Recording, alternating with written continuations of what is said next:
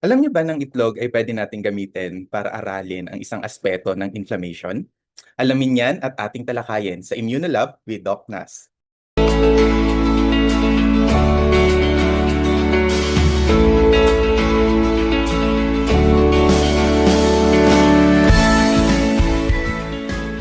Hello mga kabayo! Welcome sa channel kung saan ginagawa nating fun at relatable ang biology. Ngayong araw, pag-uusapan natin ang anti-inflammatory activity. Kapag meron tayong inflammation sa iba't ibang parte ng katawan natin, kadalasan nakakaranas tayo ng iba't ibang hallmarks ng inflammation tulad ng heat, pain, redness, at swelling. Kapag merong heat, kadalasan nagiging acidic ang environment at nagkukos ito ng protein denaturation. So kung makikita nyo dito, ang protein natin or ang protina ay may iba't ibang klase ng structure. Meron tayong primary structure, secondary structure, tertiary structure, at quaternary structure.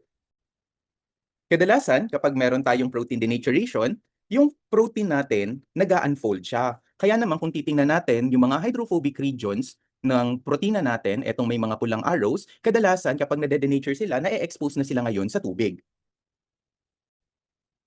Nabanggit ko kanina ng itlog ay pwede nating aralin sa isang aspeto ng inflammation. At ito iyon. Bakit? Kasi ang itlog natin, kapag biniyak natin to, makikita natin ang egg yolk at egg white. Sa activity natin, ginamit natin yung egg white. Kasi yung egg white natin, meron siyang albumin. Yung albumin ay naglalaman ng iba't ibang klase ng hydrophobic amino acids tulad ng tryptophan at tyrosine. Etong mga amino acids na to, kapag sila ngayon ay na-expose, nag-absorb sila ng light. No? Kaya naman, kapag yung wavelength natin ay 280 nanometers, yung ilaw ay na-absorb ng ating tryptophan at tyrosine. Kadalasan, gumagamit tayo ng mga chemicals or compounds na nakakapagpigil or nakakapag-prevent ng unfolding ng proteins natin. So makikita natin sa study na to na gumamit sila ng SDS, tapos pinigilan nito yung pag-unfold ng albumin or ng bovine serum albumin. Kaya sa activity natin, tinest natin yung iba't ibang klase ng compounds na kung maaari ba itong makapigil ng unfolding ng proteins natin. Kaya naman, tiningnan natin yung absorbance ng ating solution at 280 nanometers.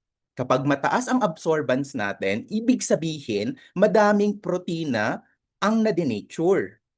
Kapag mababa naman, ibig sabihin napigilan ng compound natin yung pagka-denature ng protein. Kaya naman, kapag mataas yung absorbance value nyo, mababa ang anti-inflammatory potential. Kabaliktaran niyan, yung may mababang absorbance. Ito yung gusto natin. Kasi kapag mababa ang absorbance, ibig sabihin, meron siyang strong anti-inflammatory potential.